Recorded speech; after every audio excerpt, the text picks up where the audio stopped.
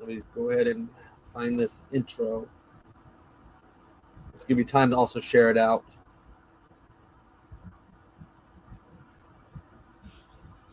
Ooh. I can't find the intro. So we'll just do it without the intro. And let me share this out still so people know we're live.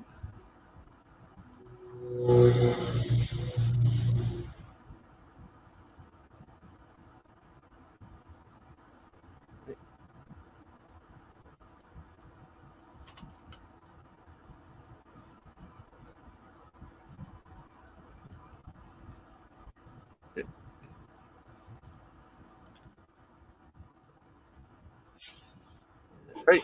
Okay. Hey. Welcome to Echo Side episode 22, The Malcolm Side. Here with the writer and director of Malcolm, Chadrick Whitmire, and who also is part of my most popular live stream ever. Thanks for joining me once again. Chadwick, how you doing? Of course. I'm doing great. I've been looking forward to this. Oh, so am I. And I told you this is that with the interviews is like people have been saying to me, oh, you should do it. And then you messaged me about interviewing you, and I said, you know what, maybe I should go ahead and just do it. So, and I've had some people help me get me ready, but you were the end target, the end goal. In video game talk, you're what they call the final boss. Okay, cool. So this is, okay, let me bring Malcolm up. I had it. You've been, okay, when did you start making films? In 2021. Wow. So you've only fairly new at it, and you started doing like what, shorts? Well, the way it worked was I did this one. It's a terrible movie, but it was a short called Barnes Funeral Home, and I'm actually taking that and another short story I had and writing a feature for Barnes Funeral Home and reshooting it because it was really, really bad. And so that was in March, I believe, March or May of 2021. That was about also the time. Would that be about when COVID? Yeah, COVID was the thing. That had to affect a lot of your film work around that time. Well, I only had the one project at that time. I was still getting into it. I had been taking a few acting classes, and it was the acting classes that got me back into into writing and stuff like that. So you've been writing for how long compared to working in films? Did you like do short stories? I started writing like short stories and stuff like that, and little short scripts and stuff, probably 2013, 2014. Yeah, and, 13 and 14. For your writing, where do you draw your ideas from? Honestly, I sit down at my computer and I come up with a character and then build off of that. And hey, everybody. Hey, Anthony. Hey, Pat. I got Sean. And hey, Rob. Anthony. Yeah, I think the first time I had heard about you was when you were interviewed by Pat, who was one of the people who was helping me out, getting me prepped for these interviews. Oh yeah, he's great. Yeah, and since last time we talked, because I think you were talking about at that time, and this would have been last year, I believe you were talking about I'd hinted at working on the movie for Malcolm at that time. What we did is pretty much we filmed it over the period of close to 2 years. We were filming shorts at different times, and when we were all available, and then we decided to put it all together and make a feature out of it. We added stuff to the beginning, a little bit in the middle, and then some of the end. So it's not, it is some of the same shorts, but we've got so much more that it's unbelievable. I mean, when you shared, you sent me the trailer. That was, and his Alex's performance, the looks he gets on his face during that trailer. It's like, oh, okay, that's scary. Yeah, he's Alex is great. He does that character. He knows that character, maybe even better than I do. He is that character. And I believe Pat also, I believe he interviewed one of the other castmates that's in there. Yeah, Simon. Simon. Yeah, he interviewed him recently. He did. We were telling him how, because he has something about him, and he looks like Al Lang. I don't remember him. He did a whole bunch of movies in the 80s. Oh, okay. He was in you remember the original Die Hard movie? It's been a while, but I've seen it. There's a scene where one of the bad guys is getting ready for a gunfight, reaches over and grabs a candy bar and randomly eats it. That's who he was reminding me of, because he has that look a lot like him. They look physically they look alike with the hair and the facial hair. So I mean, I've heard this too. Alex looking like Kristen Slater. So, and actually, I should for people who haven't seen the trailer, let me bring this up so they can see the trailer. Right, this is the trailer for Malcolm. Malcolm, what are you doing?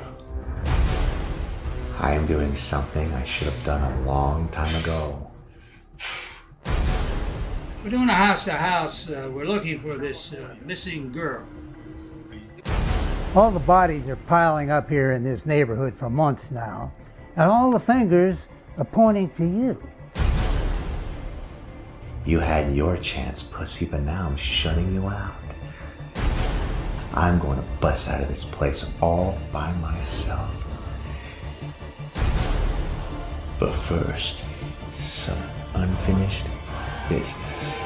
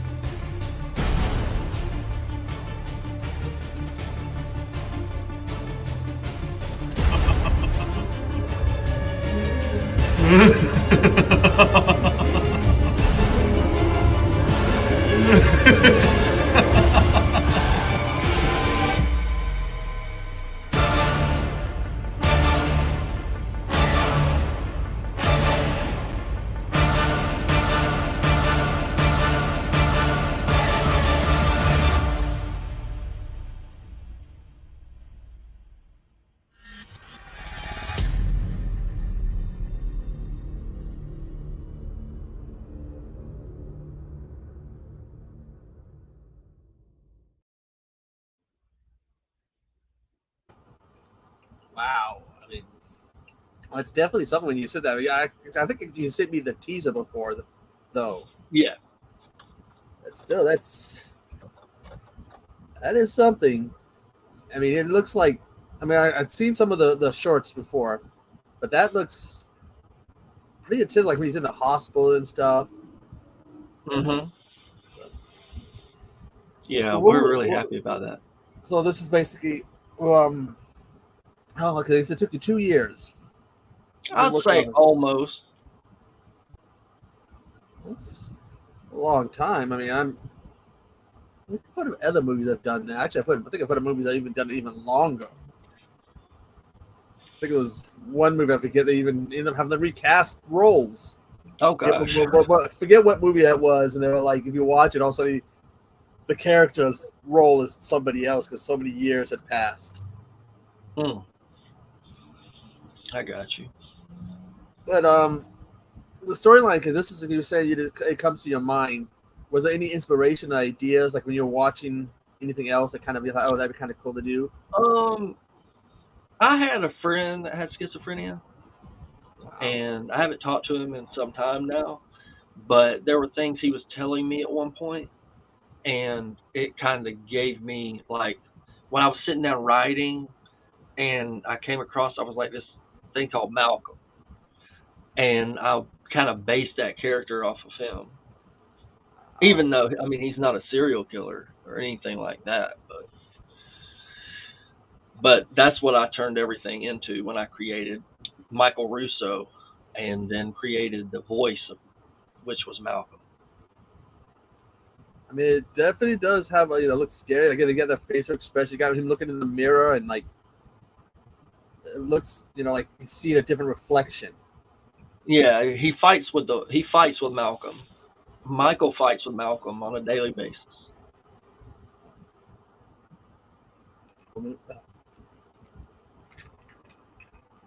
Okay, let's look at your IMDb here. I mean, you got a cast here. Cause I've, getting Simon, who looks like Arling. The heck of a person to look like an icon to look like. Let's see. So I'm a little nervous because again, this is my first solo interview. So it's all right. We'll get through it together. Right. See, okay. Let's see the Burns Funeral Home, and then upcoming it also, Deadline. Deadline. Okay, that's a movie that I co-wrote with a guy named Derek Bailey. Derek Bailey's a really good friend of mine. You got people saying that they're liking the trailer though. Yeah, so, that's good. Thank y'all for watching.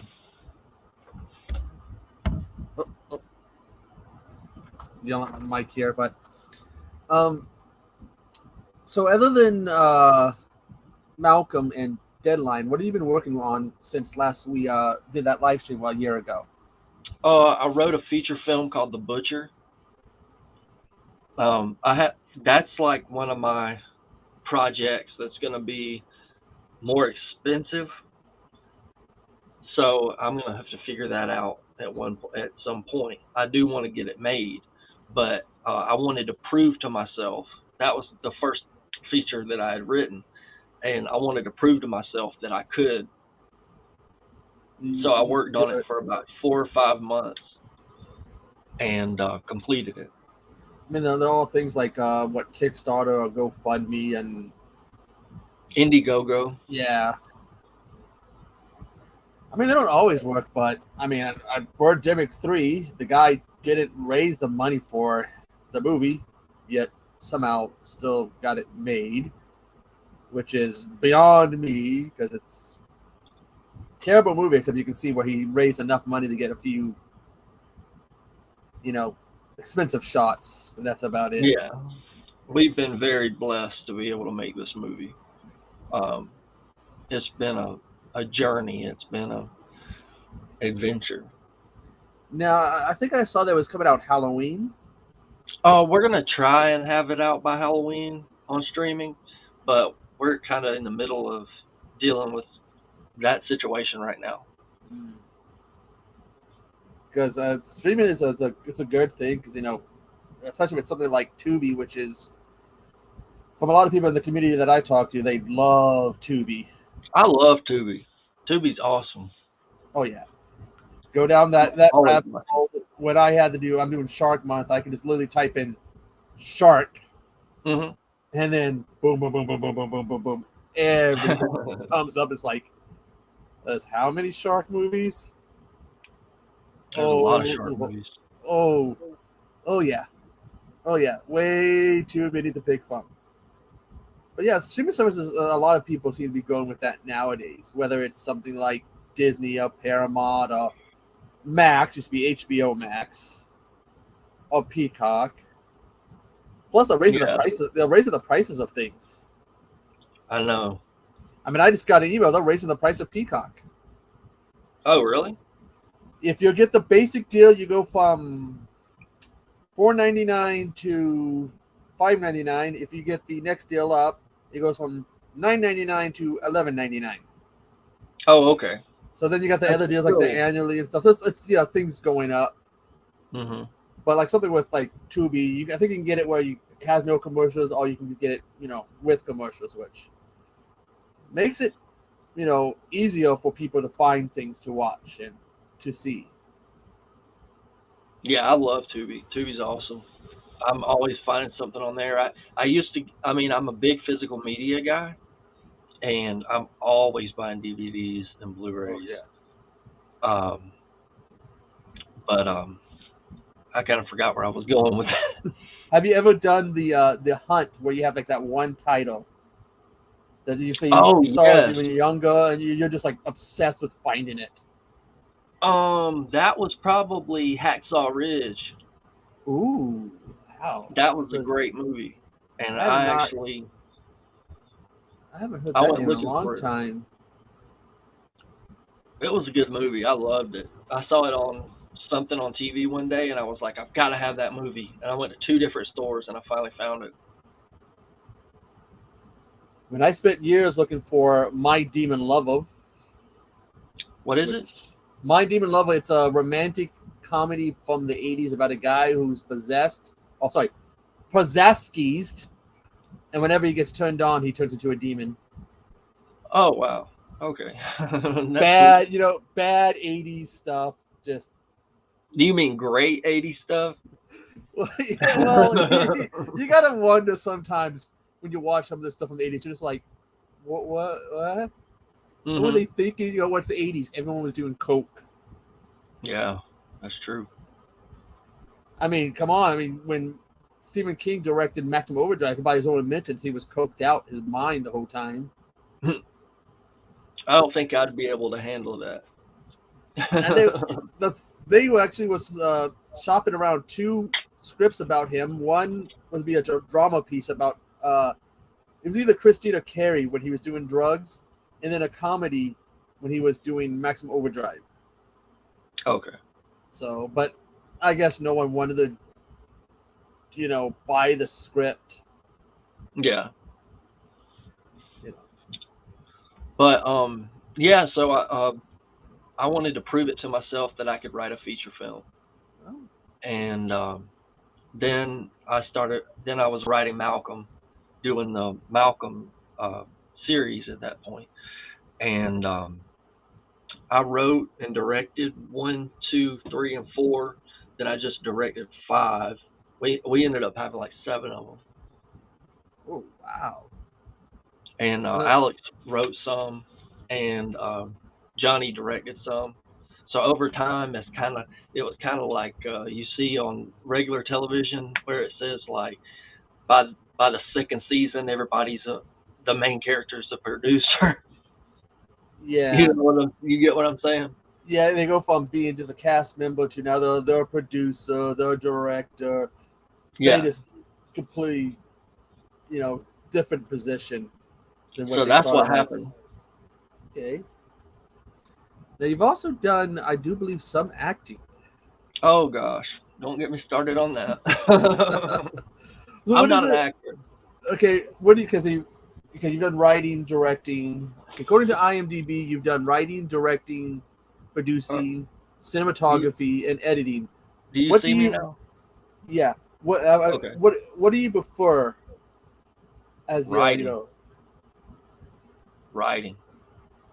100%. Over editing is. Editing is way too much. Oh yeah. I first started doing editing. It was back in the 90s, and they had the 2 VCRs and a control board. Yeah. And 2 TVs, and you're looking back and forth, and the jogger. Now you can just sit down at a computer and go boop boop boop boop. Done. Yep. But definitely writing. I tried the acting thing. I can't say I didn't try it. I just didn't like it. Any other roles you would prefer to do in terms of filmmaking? Because I know there is definitely more. Honestly, I've directed Malcolm. I've written Malcolm. I've done all but be in Malcolm. So like basically Malcolm's like, your love child, almost like. Yeah. Well, Barnes Funeral Home is my little baby that's grown up a little bit. but and then Malcolm's my next baby. But I really want to get that feature Yeah, movie. you might want to lower your camera a little bit because it's like cutting you off when you do that. Cutting you off at the nose. Okay, I'll just stop bending down. I do the same thing. That's why you might see me kind of move and adjust myself. It's like, oh, wait a minute. Did you ever do any like film stuff when you were a kid? Like, what was your favorite film growing up? Texas Chainsaw Massacre. The original? Oh yeah. I saw that. Okay, that's the first horror movie I ever saw when I was a kid, back in the 80s. My dad was in the Navy, and some of his crewmates come over and they watched that movie.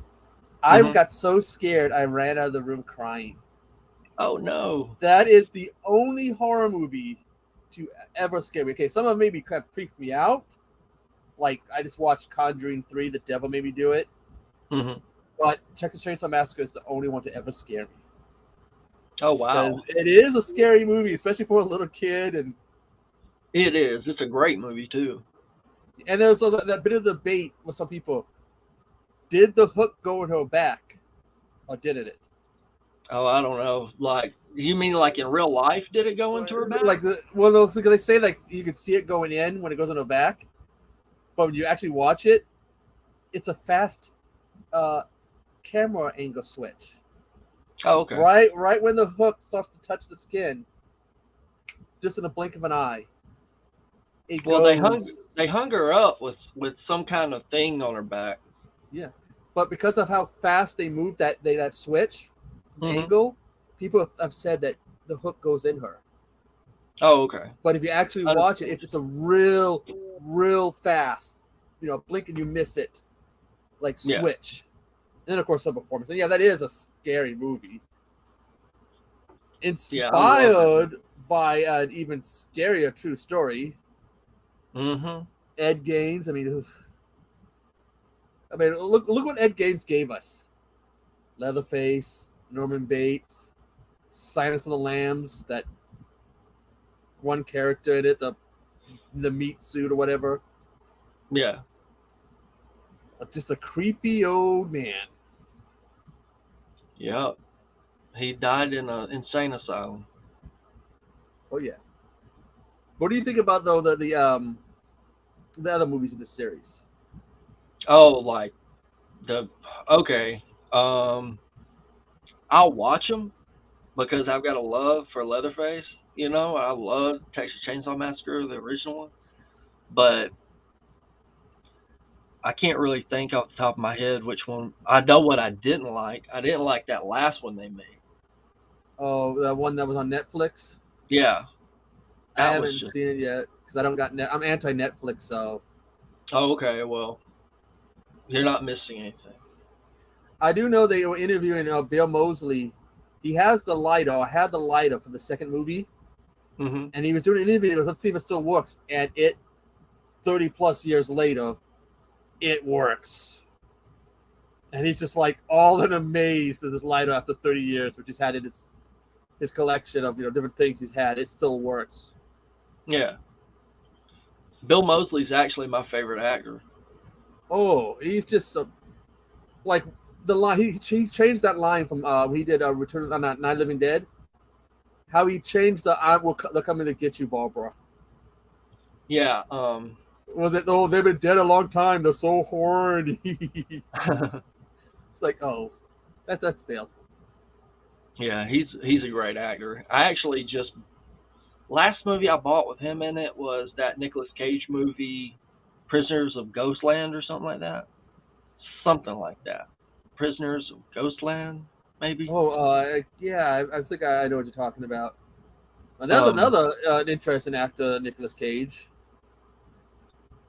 Yeah, he is. I like him. I've got another movie called Willy's Wonderland that I've never even watched. Oh, that is... Okay, I got that movie and watched it for one reason. Because I like Nicolas Cage is in it and he doesn't speak a single line of dialogue. Yeah, I read that. And so I was like, okay, you caught my attention. Yeah, that's unbelievable. I mean, yeah, I won't give too much away, but there are all moments in the movie where you're like, he could say something right here. He could say something, and then he doesn't. I think we got a Malcolm at the door. Hey, what's up? Can you hear me? Yeah, we can hear you. Hey, what's going on? The guy who does one of the creepiest faces ever. Oh, yeah.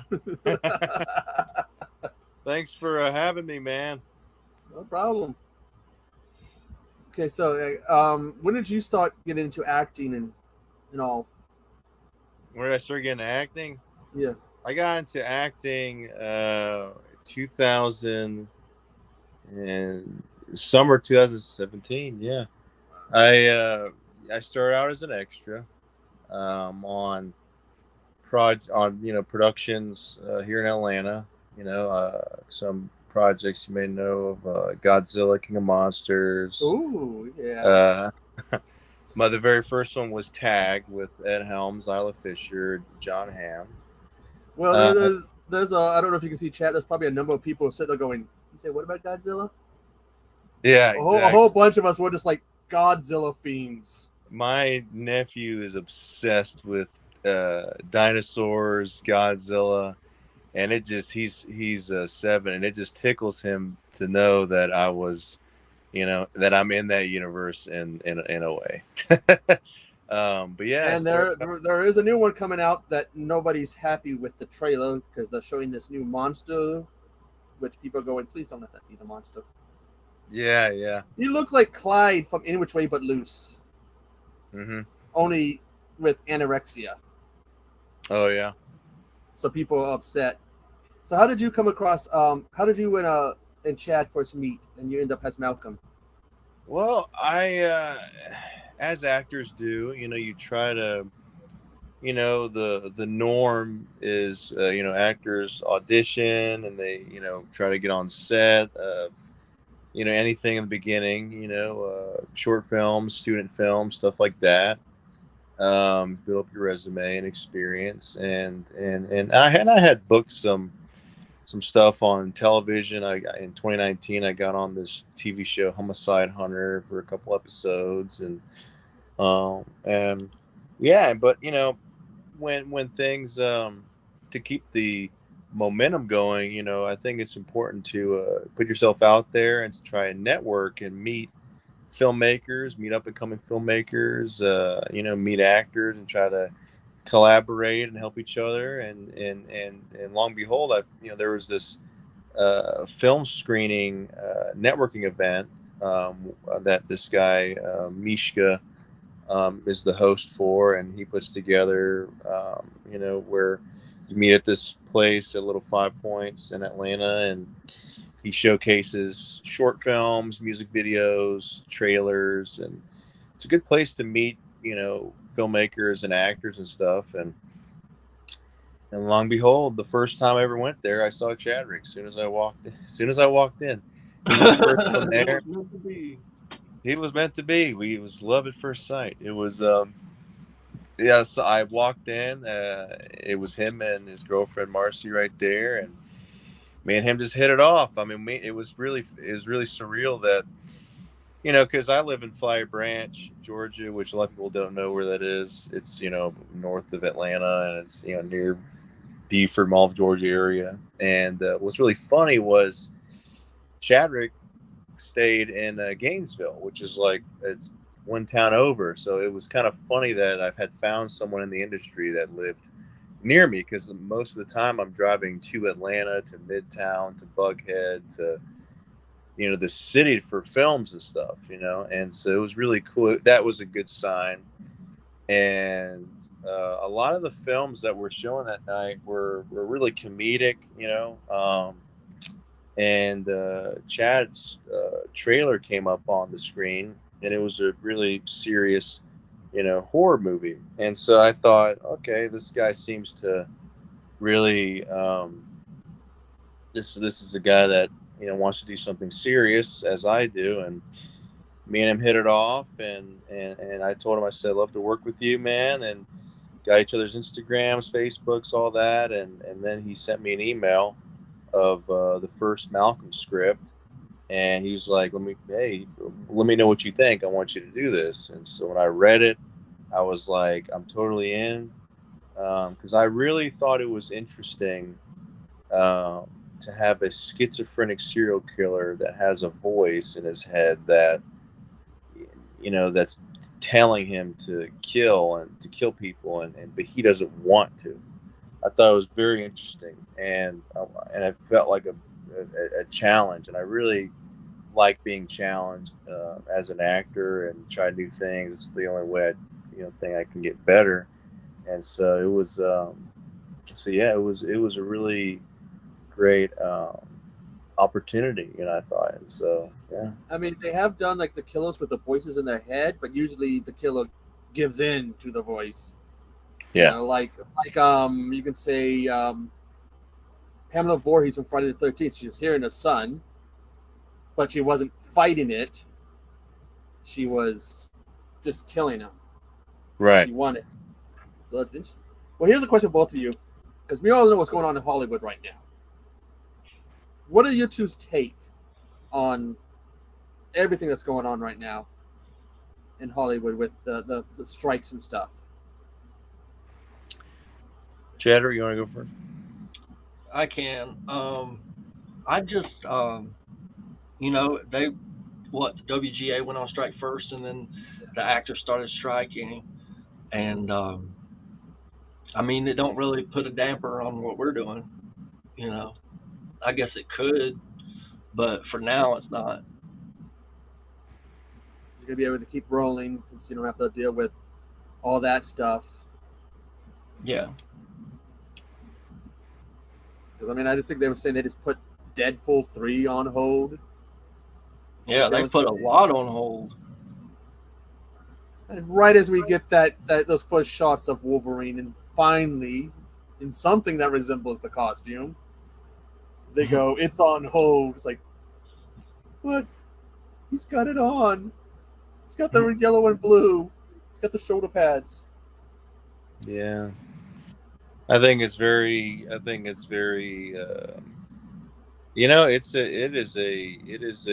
these past few years have been really it's been a shift for sure in the industry. We really the past past decade, it's just been from what happened in 2020, the explosion of streaming, and the demands of streaming, and almost, I love cable television, but it's dwindling. It's really struggling to par with all these streaming sites. And some of these channels all having their own streaming services now.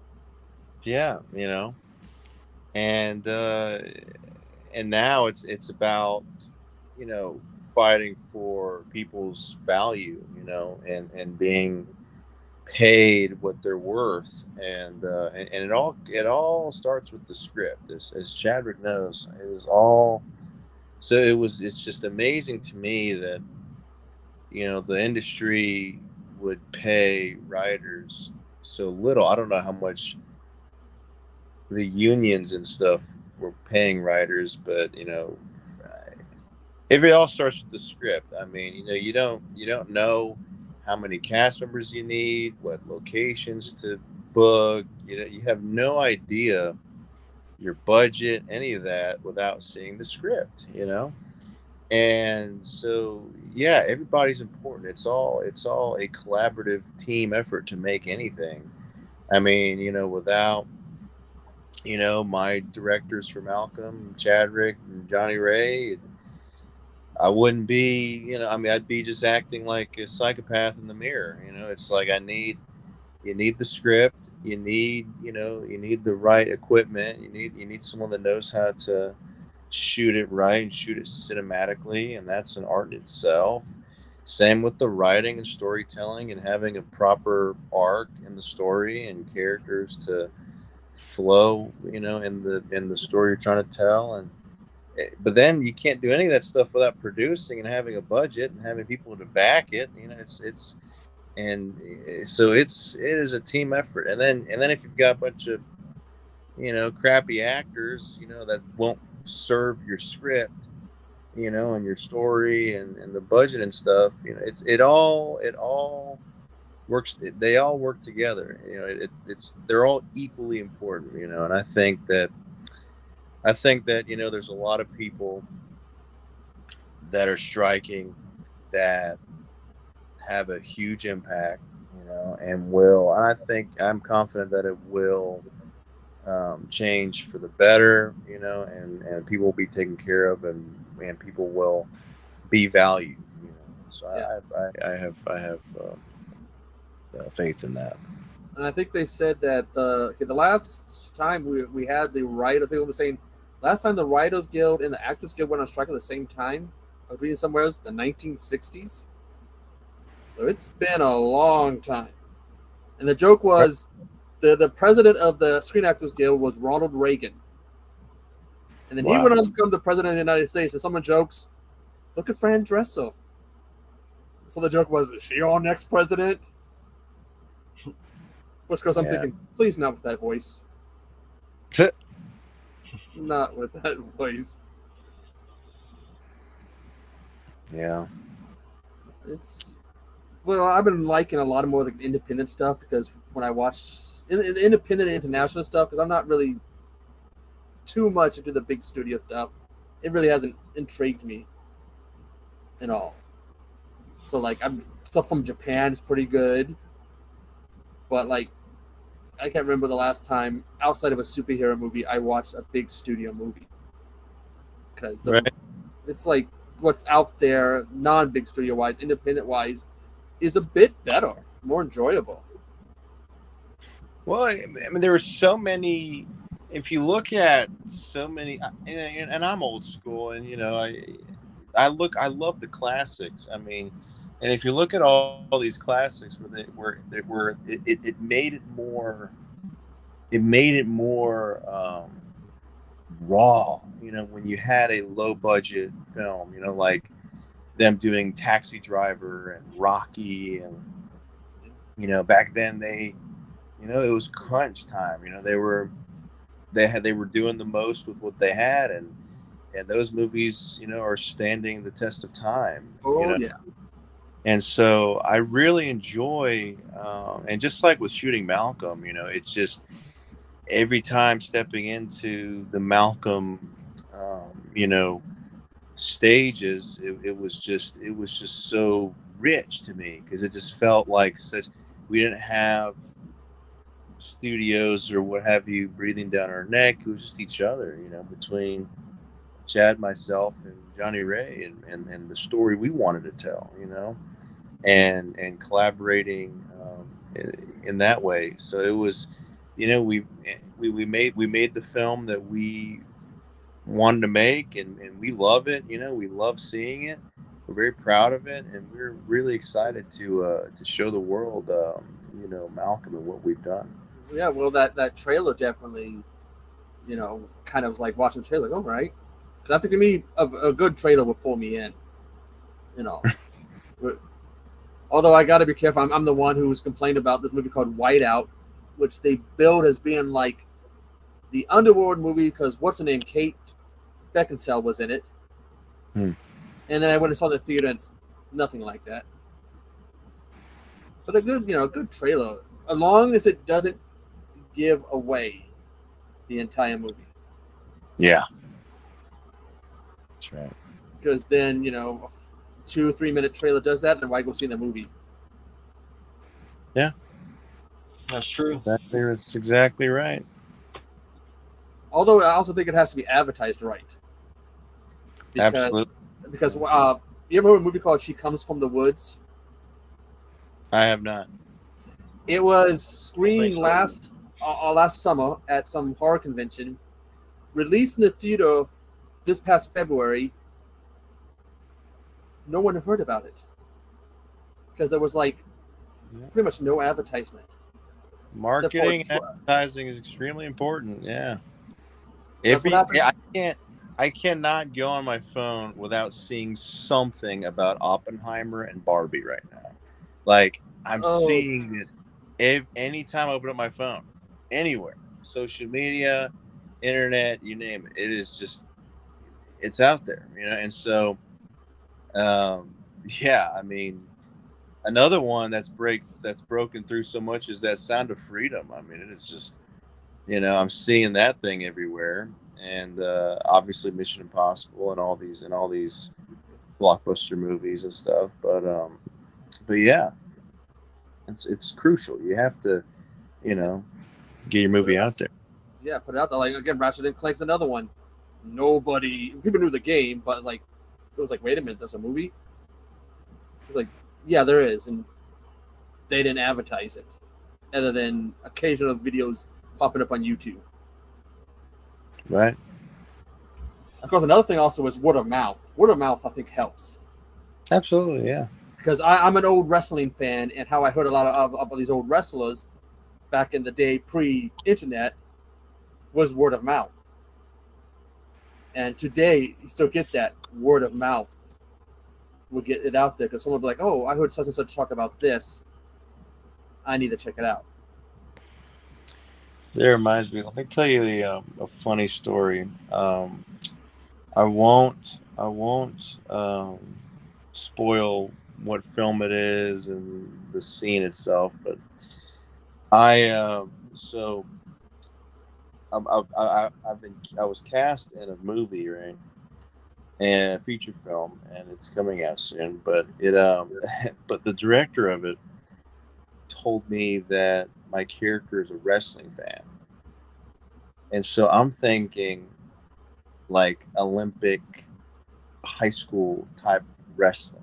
Yeah. So I'm studying that kind of wrestling, and I'm trying to build a backstory around, okay, what if my guy was like a wrestler in high school, And we get to this scene, and I'm supposed to be watching a wrestling match, And the way I'm chanting and cheering on, he's like, no, like WWE wrestling. And I'm like, I just spent weeks studying, like, how to put Well, some down. they are into hiring those type of wrestlers because they like that. But I at was least just like, the easiest wrestling fan to impersonate is the old ECW fans, because all you got to do is cuss up a bunch and yeah, I was just like, make perverted comments like, "You're a independent wrestling fan." I just was like, I wish I could have asked, like, is it, which wrestling? So now, that's why actors, ask a lot of questions, because, you just don't know. These days, one thing about wrestling fans these days is the very toxic and low IQ. Mm-hmm. So that's like I'm not saying wrestling fans were always intelligent. Somehow they got dumber. I don't know how, but I'm sure there's a few wrestling fans out there would hear that and be like, "You said what about us?" Yeah, you guys have gotten dumber over the years. Have you seen Idiocracy? See what? Idiocracy? No. Look it up. It's a Luke Wilson movie where basically they put them in a cryogenic type deal, him and a woman, and they wake up years later and the world's just dumb as a box of rocks. Like, they're the smartest people on earth now. Y'all should both see that movie. It's pretty funny. Have you remember hearing about something like that, but it was a kind of a sci-fi movie about that. Going back to the wrestling thing, have you ever seen the movie The Wrestler? With Mickey Rourke. Oh, that's a good movie. Yeah. That was another one. It felt very indie, right? It felt very low budget, raw, him just following this broken man, That's what inspired Logan. Or that's what inspired Hugh Jackman wanted Logan to be like from The Wrestler and Unforgiven, Clint Eastwood. He wanted that tone for Logan, and so that's what they did. I have seen that. I've seen Logan. Yeah, that's what they're I going. can't believe it. And you know what's really cool? And what's really cool, James Mangold, the director of Logan, he directed this last Indiana Jones. And it's kind of funny to me, coincidence, that he's taken another character, Indiana Jones now, and putting him at the end of his story, kind of like Logan was. And it's like this broken kind of man and living in the past. It's kind of the same tone. I was like, that's interesting. I wonder if anyone else is going to catch that. You know, he did Ford versus Ferrari, but before that he did Logan, and now he's doing this. And Wrestle was a hell of a movie. Oh my god! I guess, but it was like watching that, and I could definitely, because he's gone from living the high life to living in a van. He's locked out of his trailer, and Wolverine's going through all that too in the movie. And of course, now he's somehow going to be coming back. Well, I think this is before Logan in the timeline. I think. Yeah, but the way they did that announcement had everybody going crazy. Did you ever see the announcement? Hey, Hugh, you want to play Wolverine? Sure, Ryan.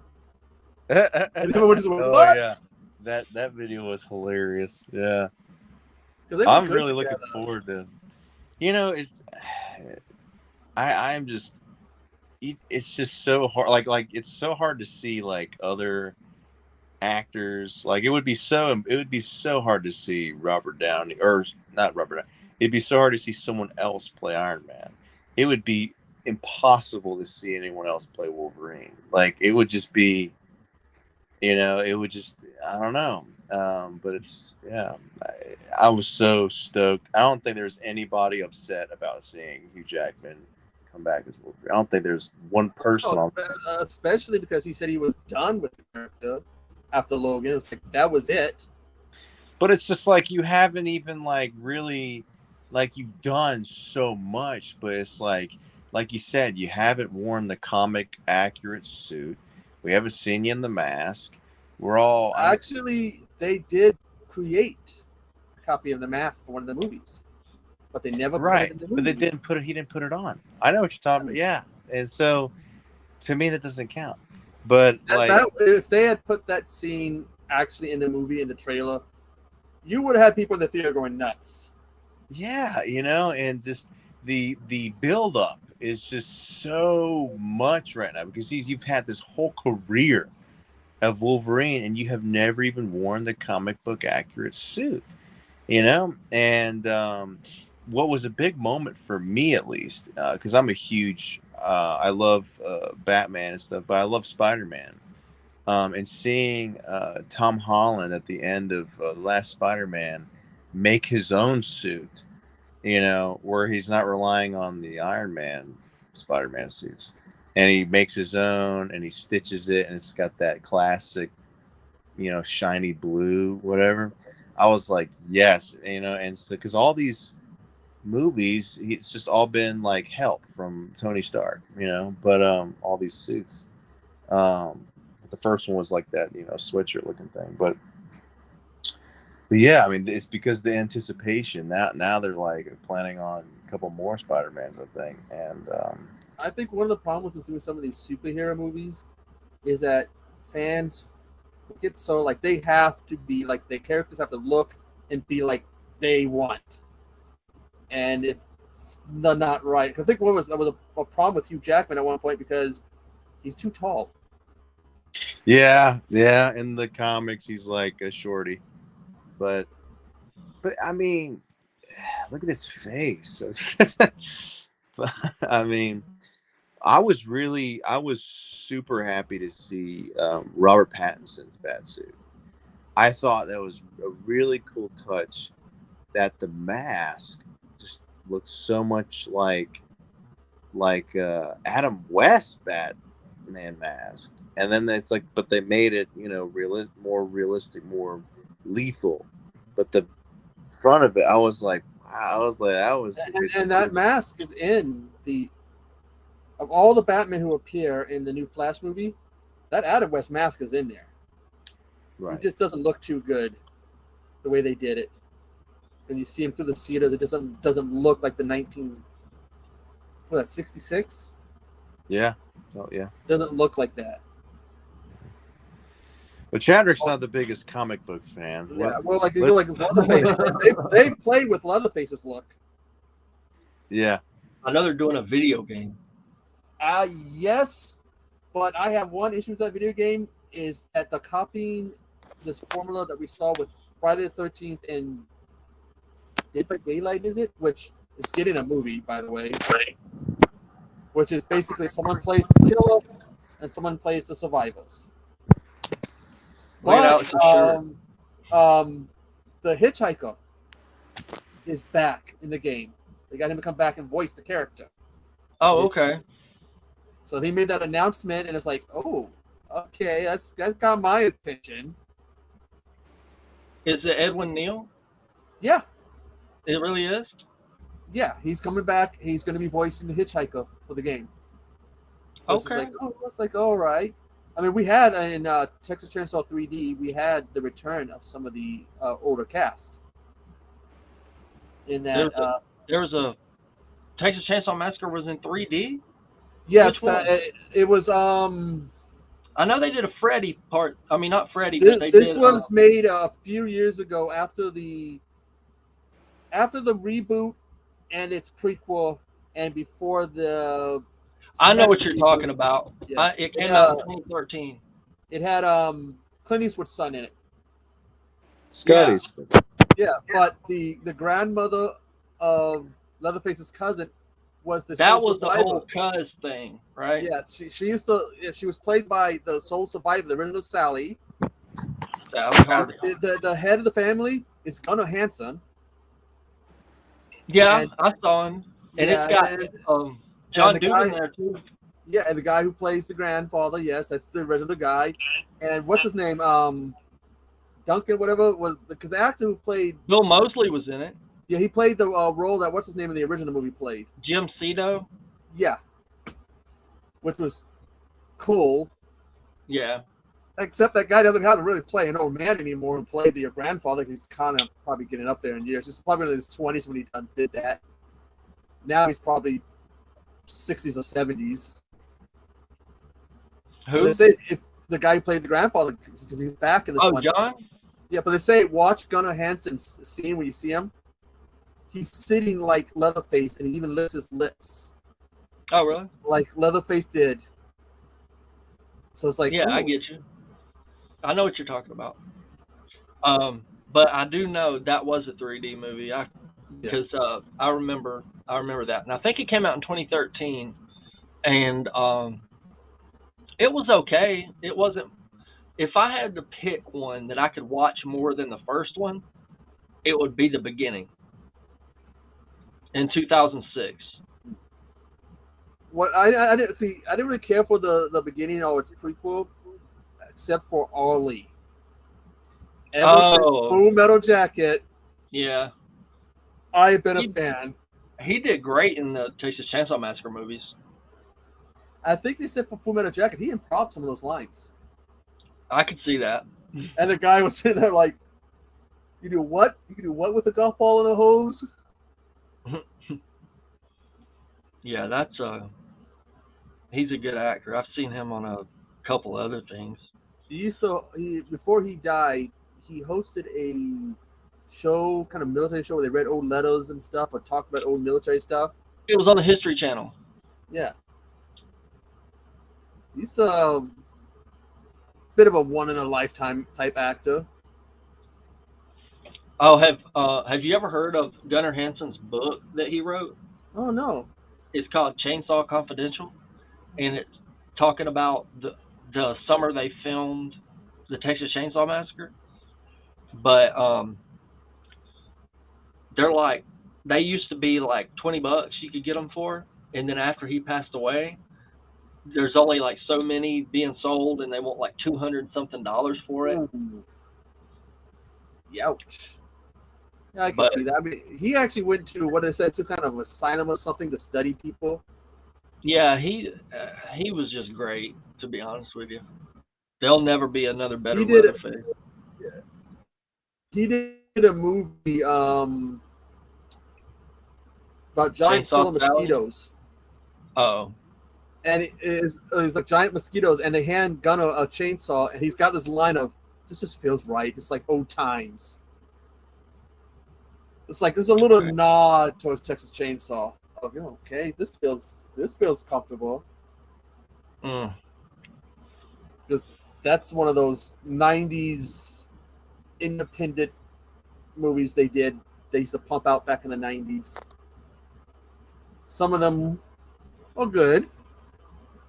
And some of them, you kind of like Metal Beast, which is a movie they shot in the mid-90s, which you swear it looks so bad. Even back then when it got released, something about the film grain looks old. I don't know if they did that on purpose, but it looks old. they probably did do it on purpose if it was the 90s. It had Gunnar Hansen had one scene that cracked me up because he gets shot in the leg with a rocket. It doesn't go off, and he reaches down and he pulls it out, and you get that popping sound. Oh, okay. I know what you're talking about. I kind of like that. Like that old school look to it. I like that. Would you ever do, if you could, like a period piece, an old horror movie or whatever in the past? Honestly, probably not.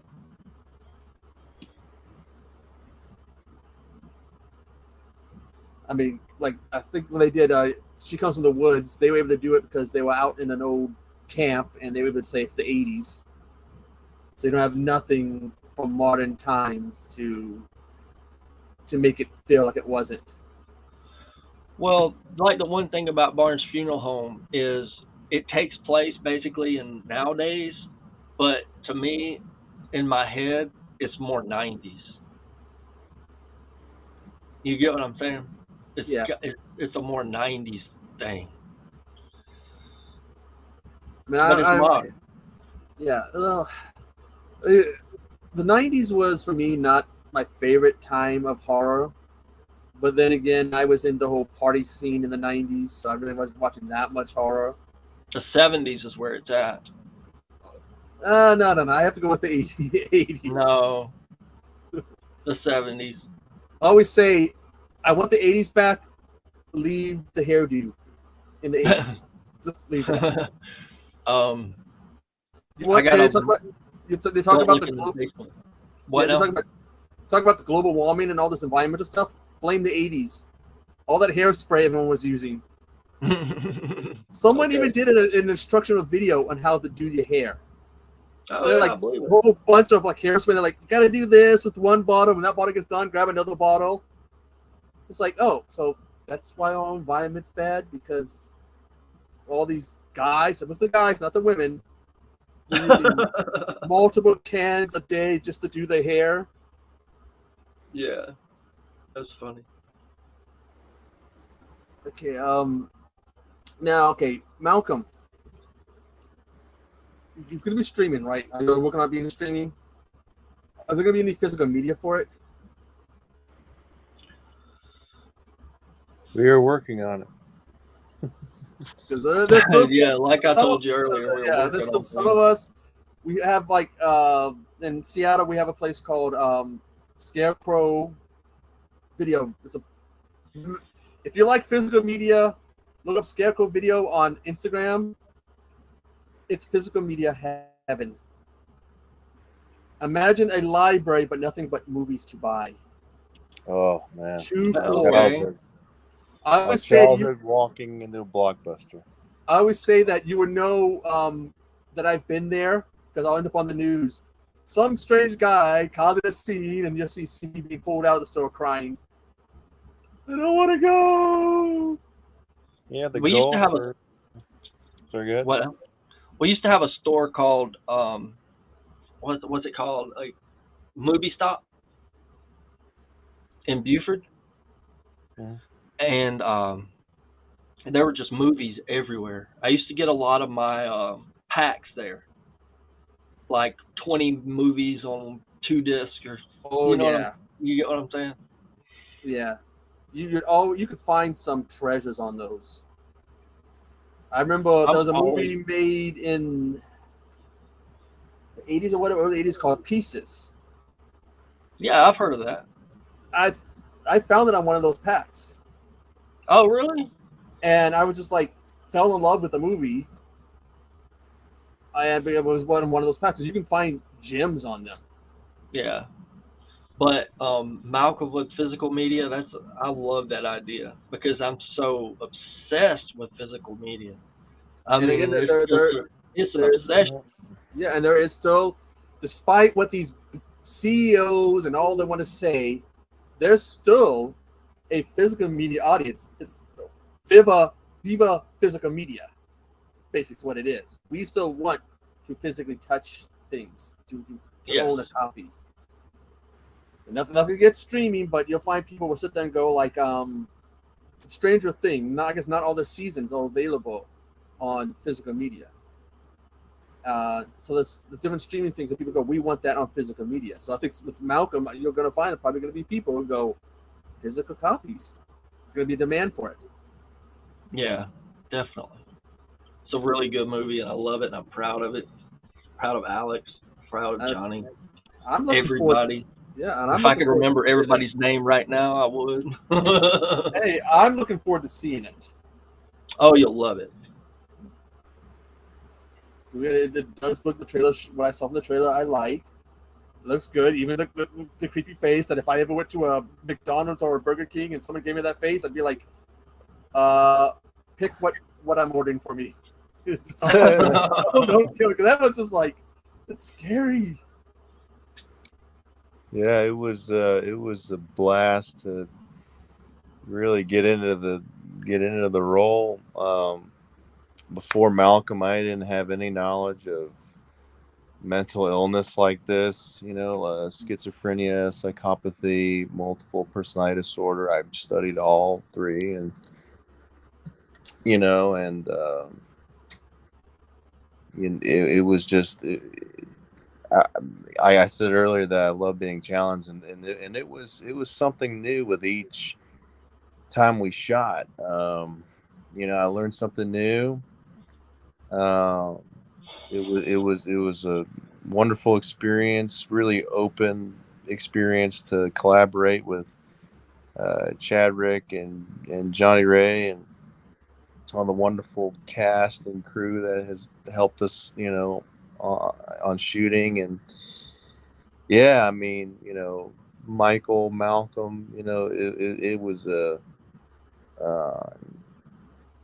great experience. I really cherish every day on set, especially the last one. On the last day on set, it was pretty emotional to say goodbye to the role and to this first movie. If you ever had a chance, would you revisit the role? Absolutely. That's the thing too. You're talking about, learning about this stuff and studying, and that goes back to Gunnar Hansen to help him with the role of Leatherface. How he studied the people at this hospital to help him do the role, and it works good to study. Oh yeah, I started out studying, and this, I started out studying classic, films and how psychopaths and stuff have been portrayed and serial killers in films. Wanted to see how people have done it. I wanted to see how I could do it differently, how we could do it differently. And I'm a huge Christian Bale fan. So I love American Psycho. It's one of my favorite movies. Joker is such a huge thing right now. And Heath Ledger's The Dark Knight, Joaquin Phoenix's Joker. So looking at those, obviously looking at Hannibal Lecter and Anthony Hopkins' Silence of the Lambs. A big one for me as well was Green Goblin, Willem Dafoe's. That mirror sequence, I just adored. Oh, even in that last go with the movie, how he's having an argument with the mask. Yeah. Exactly. Yeah. And so I started out looking at those kind of cinematic theatrical kind of ways how people have done it, and I started looking at mental disease and mental illness more, and looking at, you know, and studying real life serial killers. You know, I started looking at Ted Bundy and trying, and then it you know, I was looking at Jeffrey Dahmer, and one particular story that really I felt resonated with our story, Malcolm, was the story of David Berkowitz, the son of Sam. He had a similar upbringing to the backstory that I was putting together for Malcolm and how he grew up.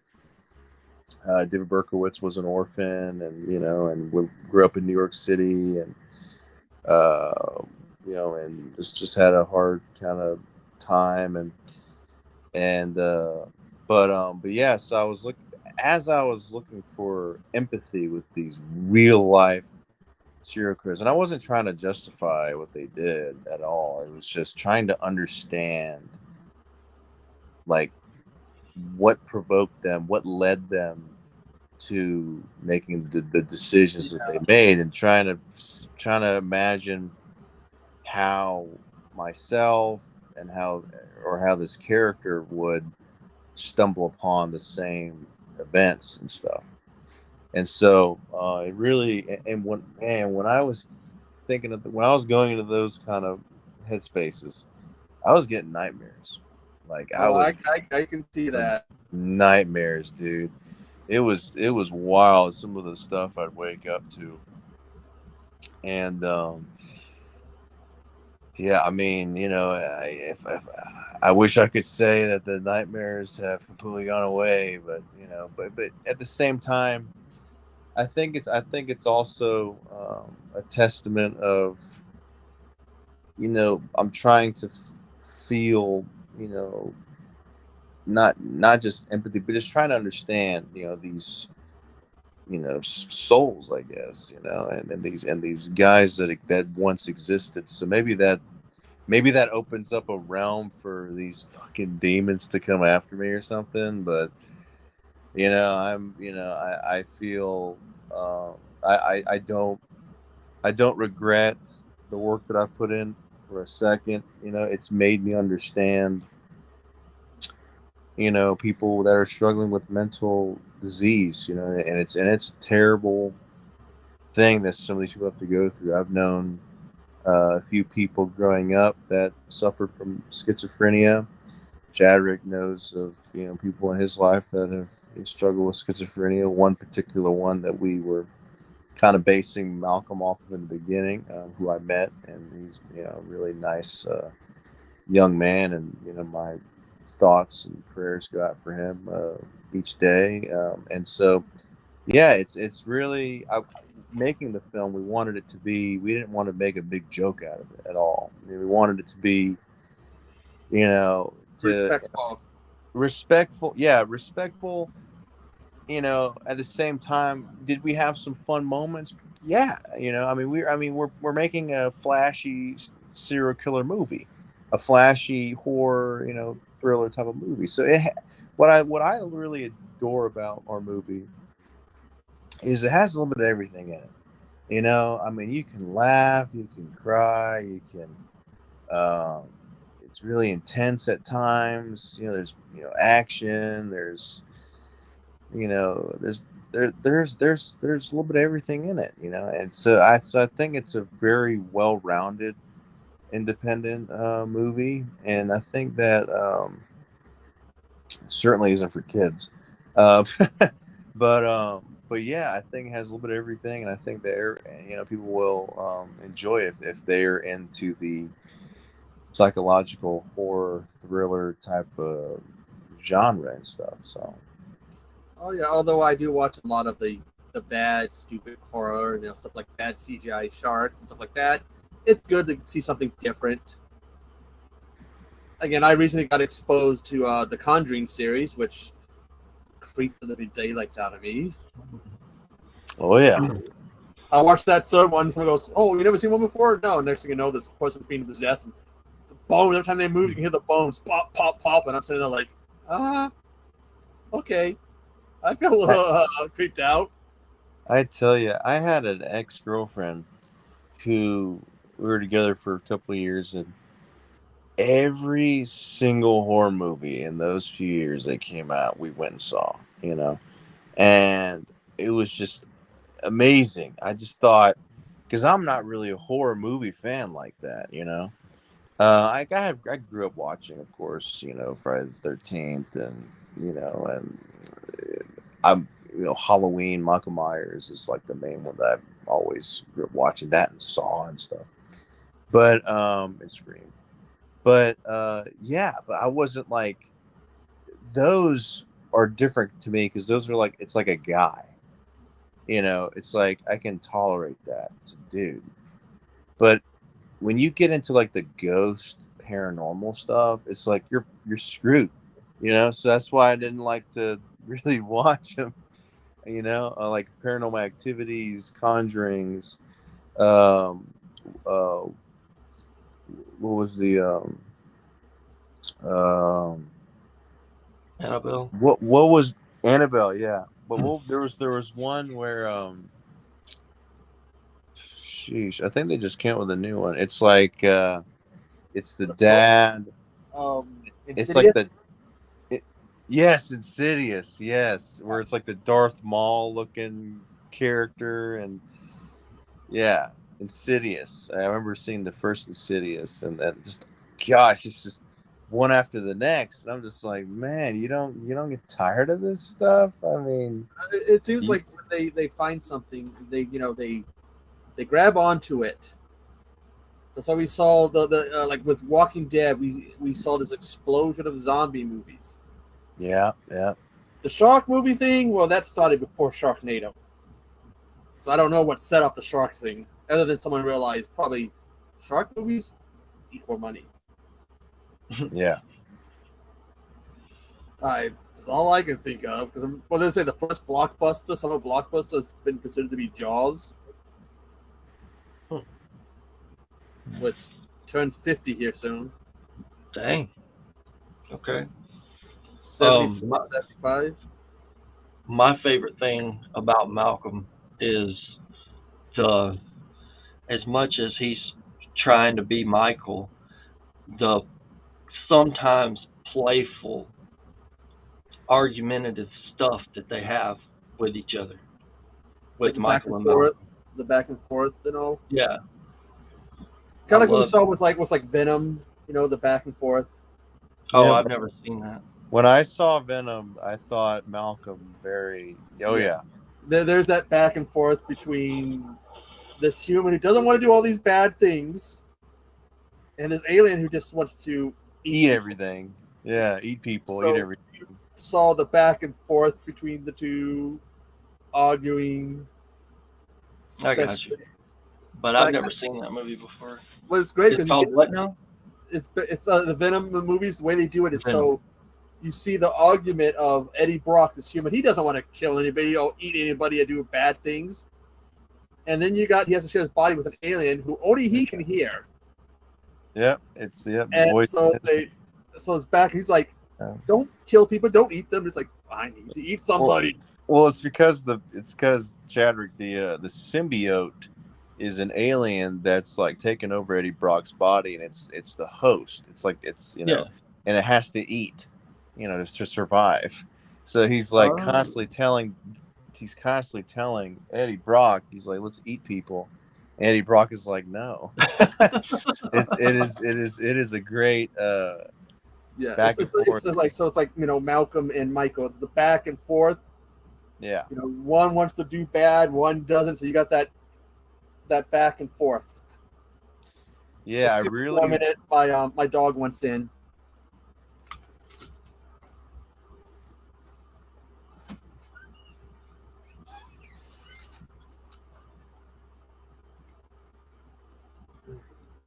Echo Zero. Sorry about that. She was at my door scratching. Not a problem, man. So like they got that. So Michael and Malcolm have that back and forth. Yes. Yeah.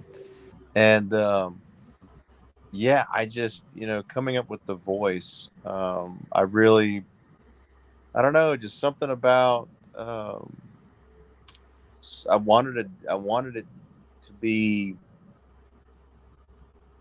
I'm a huge, obviously, Heath Ledger fan, and his Joker, and Willem Dafoe's Green Goblin. I just feel like, I grew up, loving superhero movies, and just those two to me have been just like the best comic book villains in cinema, and I don't know, just something about their voices kind of sounded a little similar to me, and I was like, and I coming up with the voice for Malcolm, I was like, I kind of want to like mishmash those voices and Hannibal Lecter's kind of thing at times, and it's also, Malcolm is he's an he's his own entity himself.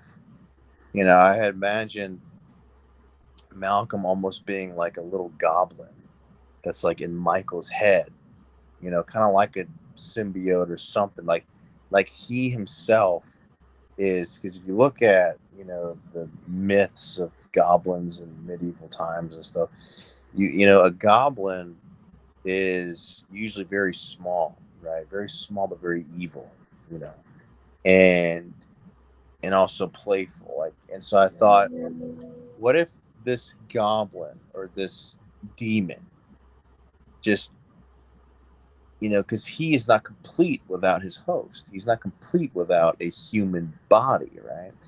And Michael is like, I took inspiration from some guys I knew from working at some jobs and stuff, and just like this tough guy, deep voice guy from New York, and so I was like, well, that'd be an interesting thing, is if Michael had like this deep, what are you doing, kind of like Rocky kind of, thing going, but he's got this voice that is like this, why don't we go out and kill, and so I thought it'd be kind of interesting to like differentiate the two, and Michael just wants to have a normal life, but Malcolm's just like, let's have some fun, because Malcolm is finally like,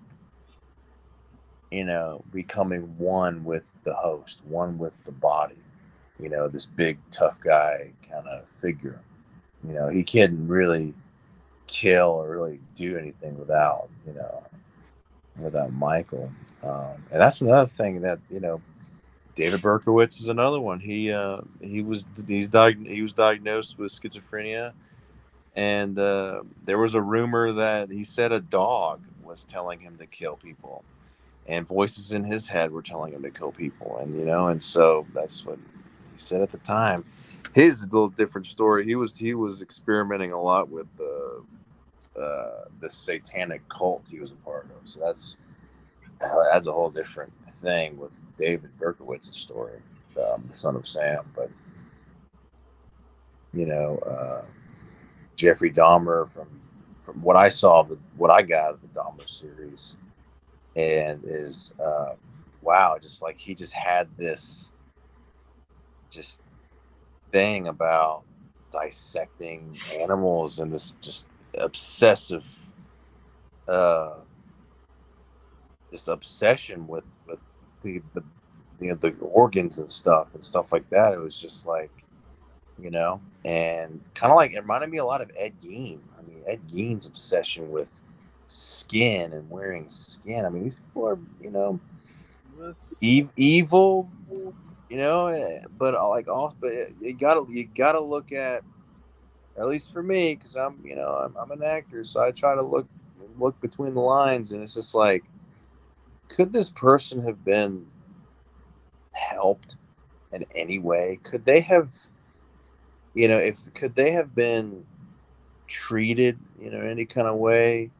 I mean, I don't know. I mean, I'm just asking questions. That's what my job is as an actor, is to ask questions and try to put together, but yeah, I mean, you look at Ed Gein, you look at and Ted Bundy as well. I mean, just like his obsession with only girls with brown hair.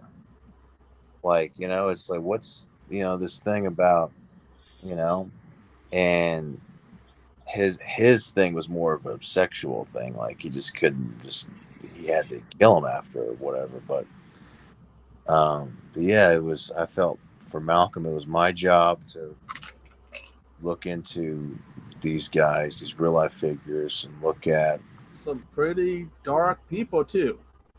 Yeah, I can see why you'd be having nightmares. But those some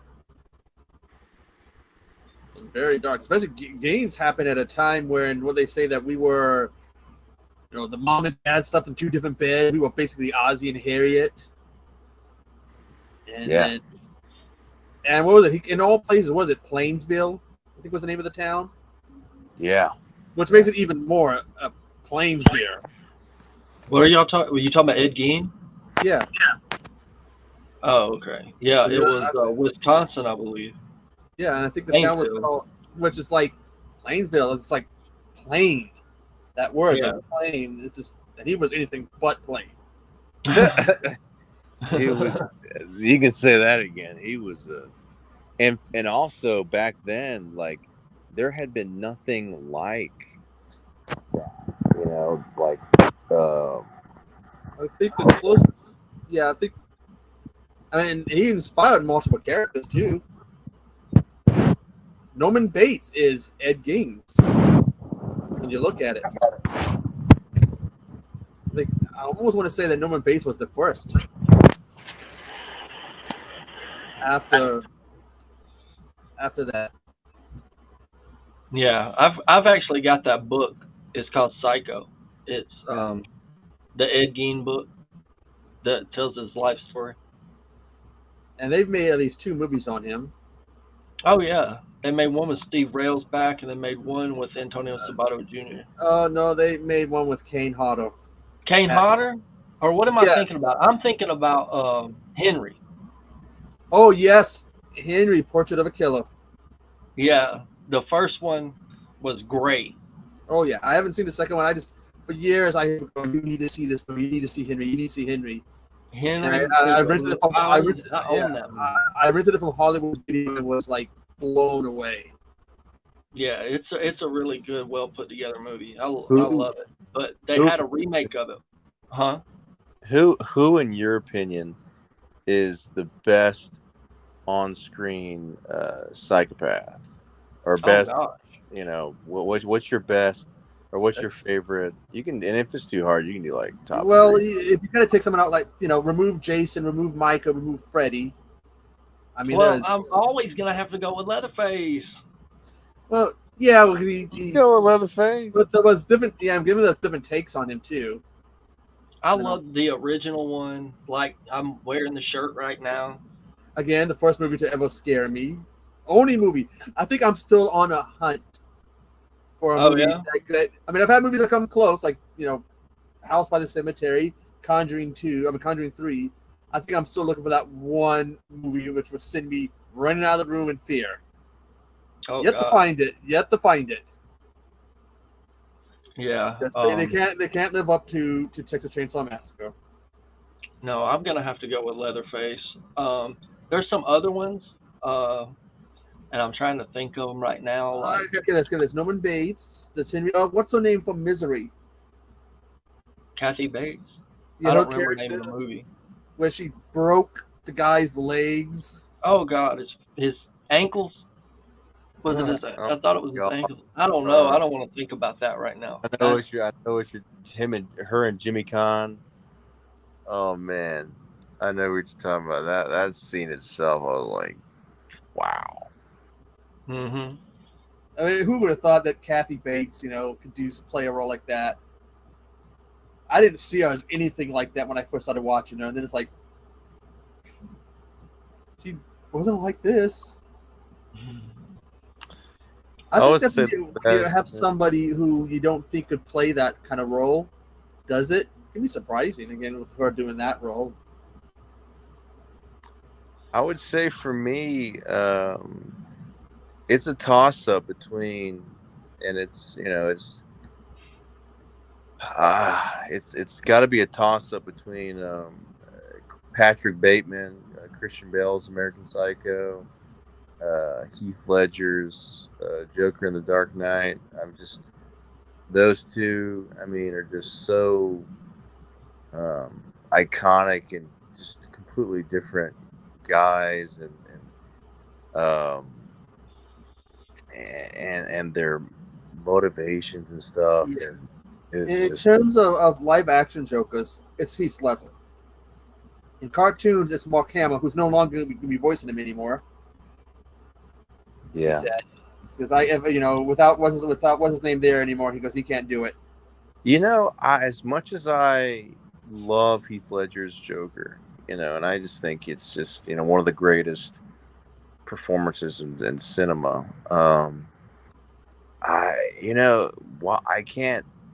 I can't say that it's better than. I mean, Joaquin Phoenix's Joker is a different Joker. Yeah. It's a And different they thing. compared that to Equally as good, I they think. compared that to another movie, The Comedian, was it? The King of Comedy. Yeah, kind of like that kind of like the end when he kills De Niro. The Joker movie. Yeah. When he kills De Niro. And in King's Comedy, is that Jerry Lewis? Yeah, the King of Comedy. Yeah, De Niro and Jerry Lewis. Yeah. But yeah, his Joker was something because it was more Hence, yeah, very, and what's so special about that movie, I think, is you feel that empathy for this broken guy, Joker, for Arthur Fleck. I mean, with Heath Ledger's Joker, I mean, he did it so brilliantly. The voice, the laughing, the no reason, that's just who he is. To cause chaos. yeah. But To me, the Joker is an agent of chaos. right, yeah, And we saw that in that movie. Look at all that chaos he created. yeah, Even before he killed the guy, the chaos was already there. We always seen things breaking down. exactly, yeah. But I think what's so special about Joaquin Phoenix's Joker is that you see what a few chain of events can turn a person into. With his mother and how he's and find his job. And It kind of also goes back to Killing Joke. That Yeah. monologue. Absolutely, yeah. One bad day. That's all that separates me from the rest of you. That line. Which, by the way, still, there's been other, monologues in it. That's my favorite. When he goes, "What caused World War III? What was it? No, World War II. An issue over who owed who money. Right. How many times did we get close to World War III over a flock of birds?" And that's one thing that me and Chadrick were just spending a lot of time on is like, I kept asking Chadrick in the beginning, I'm like, where did this voice come from? And Chadrick was kind of like, I don't know. Where do you think it came from? And I was like, what if he got hit on the head? And then I was like, what if it was genetic? Because I was doing my research. And I'm like, it can be a genetic thing. It could pass. What if you had a family member or something, or who had it? And so, yeah, I mean, and Malcolm's main thing is, Malcolm is obsessed with killing and blood and taking in victims and the flash part of it. But Michael's just like, I gotta stop this. I gotta stop this guy, or I gotta stop this voice. I mean, this is too much. This is not what I wanted. I mean, maybe once or twice, but it is out of control. Trailer. This again, it comes back to the trailer. Just we see him, that look. We see him where he looks like you look at, you can see Michael at times, and like that scene where you're like at a club or something, and it looks all romantic with that woman, and in the blink of an eye, your hand's on her neck. It's like, yeah, exactly, because he just, it's almost like a like an addiction as well, like because there's at times where in the movie where you see Michael, I mean, the whole movie's a fight at the end of I mean, when you watch it, it's fighting with everything. I mean, he's fighting with himself, he's fighting with the voice, he's fighting with law enforcement, he's fighting with victims, he's fighting with his mental state. It's just fighting constantly, and so he there's at times too where Michael's weak, and he's just like, just fuck it, maybe this is who I am, and gives in and to the voice, and even enjoys killing people, but also he's got that human element too, or that feeling of, what have I done? What am I doing? This isn't what I want. And so, it's kind of a thing. Definitely. that makes him even more frightening. It makes me even want to see it even more. Yeah, That's Michael. Plan. Michael's a very likable person. Michael is. We see that in some of the scenes in the trailer. As you can kind of tell, like, it looks nice, but again, going like I said, that scene where he's with the woman, everything looks romantic, and then blink of an eye, not so romantic. Yeah, not choking in the good way. Nope. Definitely not. Choking in the good way. Well, I'm gonna get going here in a bit, but I asked this question a couple times before, but anybody aspiring to be a writer or director or an actor, what kind of advice would you give them? Well, best advice I could give them would be, just because somebody might not like what you're doing, somebody else likes what you're doing. Like that. That's good. I love this. I love this quote that my one of my acting teachers said to me, or said to the class, and he said that painters paint every day, writers write every day, actors act every day. So for actors,